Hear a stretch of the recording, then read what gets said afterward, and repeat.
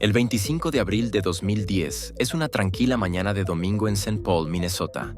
Heidi Firkus y su marido Nick no sospechan que el día terminará pronto en una catástrofe. A las 6:31 de la mañana, la policía recibe una llamada de emergencia llena de pánico. Heidi está muy alterada y cuenta que alguien está entrando en su casa. Solo unos segundos después se oye un disparo. Poco después, su marido informa de que Heidi ha sido asesinada a tiros y que él mismo ha resultado herido. Así comienza la investigación de uno de los crímenes más pérfidos de los últimos años. Y rápidamente surge la pregunta: ¿quién es el autor? ¿Y acaso el verdadero motivo del crimen fue muy diferente al que se supuso inicialmente?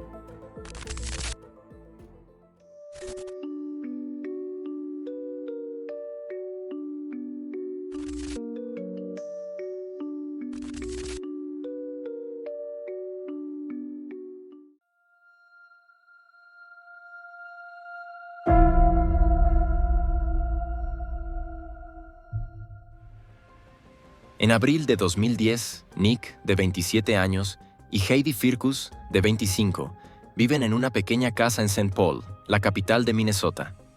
Salvo por algunas quejas esporádicas por ruido, el vecindario de la pareja es tranquilo y pacífico, y se sienten seguros allí. Ambos son considerados una pareja cariñosa y religiosa. Se conocieron en la iglesia y llevan más de 4 años casados. Sus amigos y familiares los ven felices. Nick trabaja en la tapicería de su padre y Heidi en una empresa de servicios financieros llamada Securion. Sus vecinos y amigos los describen como personas amables, tranquilas y discretas. El 25 de abril de 2010, la vida de la pareja cambia para siempre cuando, a las 6:31 de la mañana, la policía recibe una llamada de emergencia. La mujer al otro lado del teléfono suena aterrada. Es Heidi Firkus. Dice que alguien está intentando entrar en su casa. Mientras habla, se oye un fuerte estruendo seguido de un grito. Entonces se corta la comunicación. La policía intenta volver a llamar, pero Heidi ya no contesta al teléfono. Sin embargo, solo 65 segundos después, reciben otra llamada. Esta vez es del móvil de Nick. Nick suena histérico y cuenta que un ladrón ha entrado en su casa. Tanto él como Heidi han recibido disparos. La policía llega poco después. La puerta principal está abierta. Hay varios agujeros de bala en la puerta de la cocina y Heidi yace en el suelo de la cocina. Está cubierta de sangre y ya es demasiado tarde para ayudarla. Nick está acurrucado a su lado. Llora y tiene una herida de bala en la pierna. Junto a él yace su escopeta. Nick es trasladado al hospital. Declara que en las primeras horas de la mañana oyó ruidos en la puerta. Reaccionó de inmediato, fue al armario y cogió su escopeta. A continuación, despertó a Heidi y le dijo que se vistiera, que tenían que huir. De camino al garaje, de repente apareció un hombre desconocido en el pasillo. Se produjo una pelea y el hombre le arrebató la escopeta, con lo que se disparó un tiro que alcanzó a Heidi. Nick también resultó herido durante la pelea. A continuación, el agresor huyó y Nick llamó a los servicios de emergencia. Las primeras declaraciones de Nick ya suscitan dudas entre los investigadores. Sin embargo, no pueden imaginar lo que pronto descubrirán.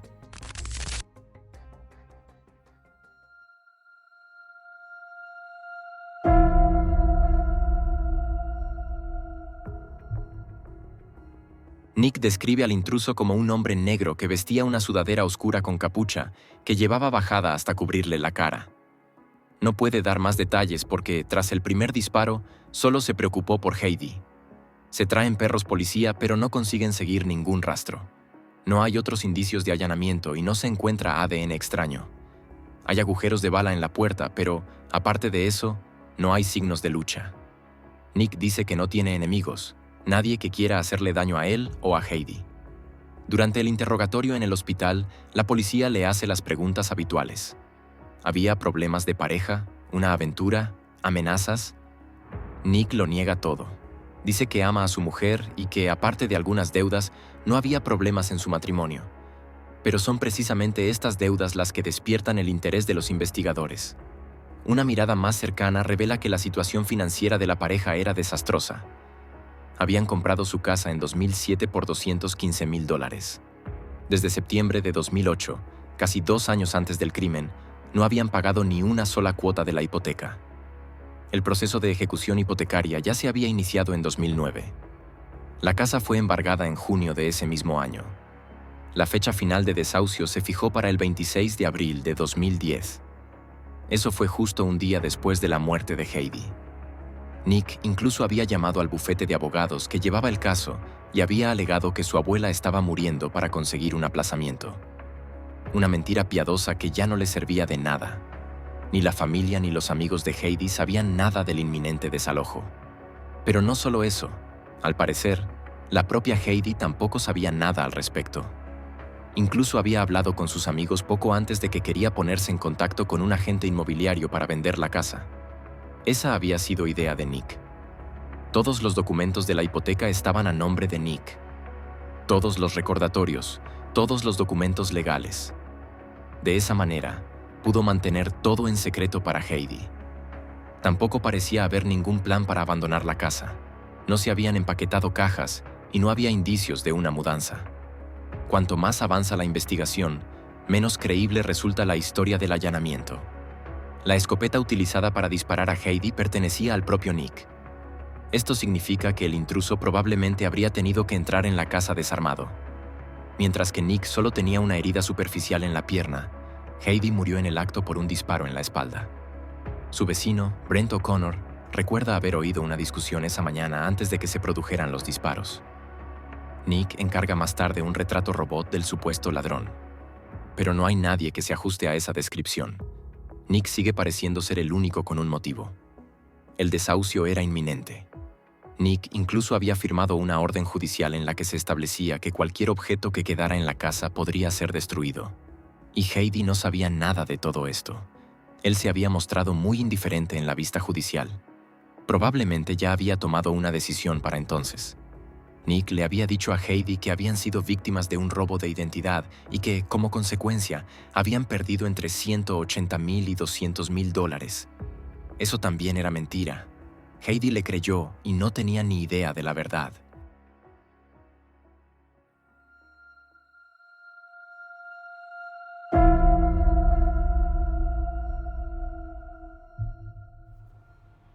No hay pistas concretas que apunten a un ladrón, ni rastros sospechosos, ni declaraciones de testigos, ni nadie que haya visto a un hombre huir del lugar.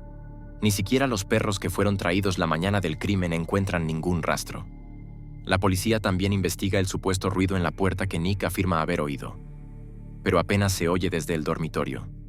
Sin embargo, no pasa nada. No se interroga más a Nick.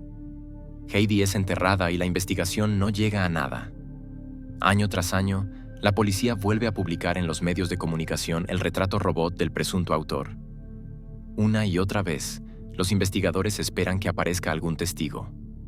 Pero nadie conoce a este hombre y nadie puede aportar nuevas pistas.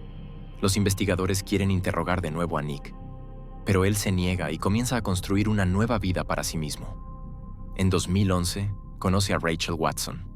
Solo un año después, se casan y tienen 3 hijos en los años siguientes. Se mudan a una casa que los padres de Nick les compran. Nick se encarga de los impuestos y los pagos. Pero pronto llegan las primeras cartas de la oficina de impuestos. Rachel se entera de que no se ha pagado el impuesto sobre la propiedad. La casa se enfrenta de nuevo a una ejecución hipotecaria. Así que la historia comienza a repetirse. Pero esta vez es un poco diferente. Rachel descubre una notificación de ejecución hipotecaria escondida en el cajón de los calcetines de Nick. Nick le ha mentido repetidamente, sobre gastos, sobre cosas aparentemente triviales. Pero ahora ella se pregunta si también le ha mentido sobre cosas más importantes. Por ejemplo, sobre la muerte de su primera esposa. Rachel comienza a grabar en secreto sus conversaciones con él. En una de estas grabaciones, ella le dice que podría vivir con ellos si solo se tratara de las mentiras. Pero se trata de Heidi. Le explica que su comportamiento ha destruido su confianza y que ya no está segura de poder creer nada de lo que él dice. En 2018, Rachel solicita el divorcio. Las dudas de Rachel no quedan sin consecuencias. En 2019, La sargento investigadora Nicole Sipes se hace cargo del caso. Revisa todos los archivos de nuevo y hace que se analicen técnicamente las antiguas grabaciones de las llamadas de emergencia.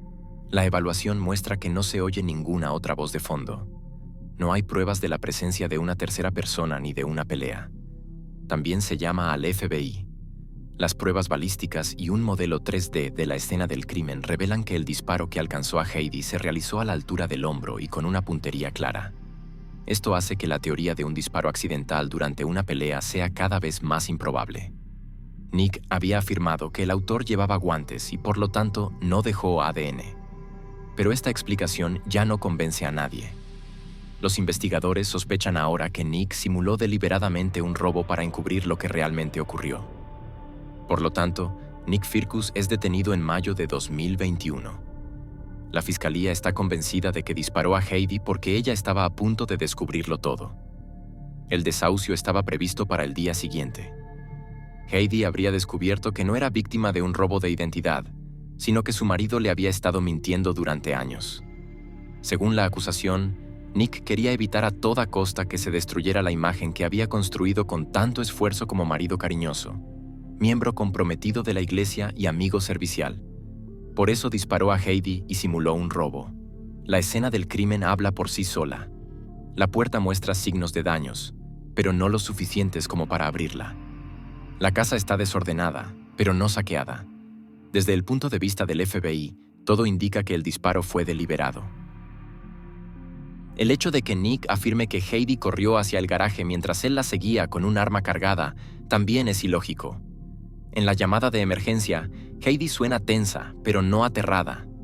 Y eso a pesar de que, según la propia versión de los hechos de Nick, en ese momento él estaba forcejeando con el intruso por el arma. Los investigadores también señalan que el trabajo de Nick en la limpieza de alfombras y tapicerías le enseñó a ocultar rastros. Nada en la escena del crimen le sugiere que se trate de una coincidencia. El juicio de Nick comienza en enero de 2023. Inicialmente se le acusa de homicidio en segundo grado y finalmente de homicidio en primer grado. La defensa se ciñe a la historia del allanamiento. Afirman que Heidi sabía del inminente desahucio y no estaba preocupada. La culpa es de un autor desconocido, pero el jurado lo ve de otra manera. Tras 11 días de juicio, Nick Firkus es declarado culpable el 10 de febrero de 2023. Es condenado a cadena perpetua sin posibilidad de libertad condicional. Cuando se anuncia el veredicto, Nick vuelve a proclamar su inocencia. Afirma: "Mantendré mi inocencia respecto a este crimen hasta mi último aliento". Su familia también le apoya públicamente. Siguen creyendo que fue condenado injustamente. Pero para el jurado, los investigadores, la fiscalía y sobre todo, para la familia de Heidi, el caso está claro. Tras más de 13 años de investigación, creen que el asesino de Heidi está finalmente en prisión.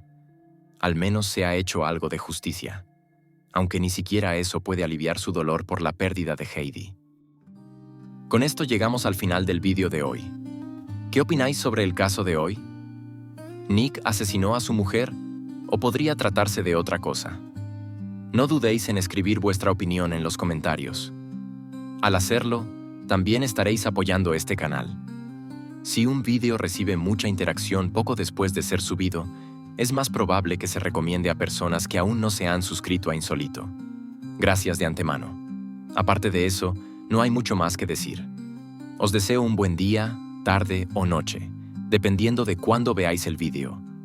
Espero veros de nuevo en el próximo video. Hasta entonces, chao a todos. Chao a...